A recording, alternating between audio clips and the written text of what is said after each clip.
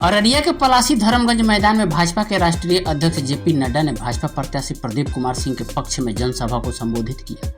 इस मौके पर जेपी नड्डा ने केंद्र सरकार के द्वारा किए जा रहे कार्यों की जानकारी लोगों को दी। वहीं विपक्षी दलों पर जमकर हमला बोला। उन्होंने कहा कि विपक्षी जितने भी पार्टियां हैं सभी परिवारवाद पर केंद्रित है। साथ ही साथ उन्होंने विपक्षी पार्टियों पर तंज कसते हुए कहा कि विपक्षी पार्टियों के आधा नेता या तो जेल में है या तो बेल पर है।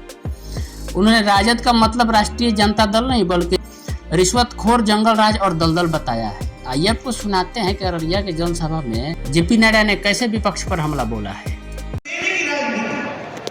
हम लोगों ने अपने मैनिफेस्टो में जो कहा पिछले 10 साल में उसको पूरा ही नहीं किया। जो कहा था वो पूरा किया, जो नहीं कहा था वो भी करके दिया है। इस बात को भी आपको ध्यान रखना।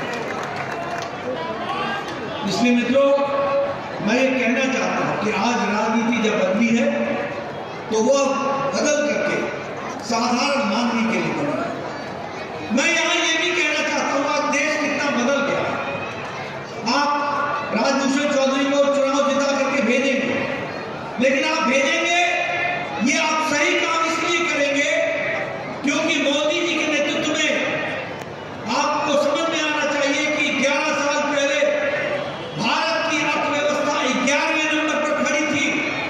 आज कोरोना की मार के बाद, यूक्रेन के युद्ध के बावजूद भारत ने मोदी जी के नेतृत्व में एक लंबी छलांग लगाई है और 11वें नंबर से आज हम 5वें नंबर की अर्थव्यवस्था बन गए। 5वें नंबर की अर्थव्यवस्था।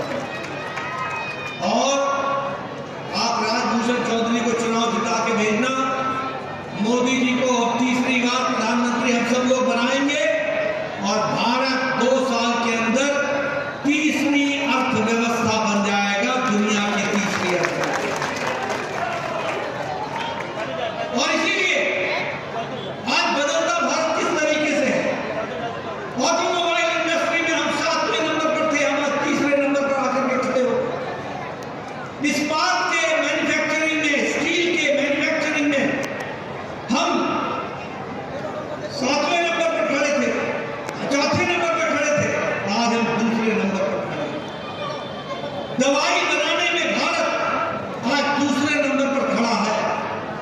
दुनिया की डिस्पेंसरी बन गया है भारत।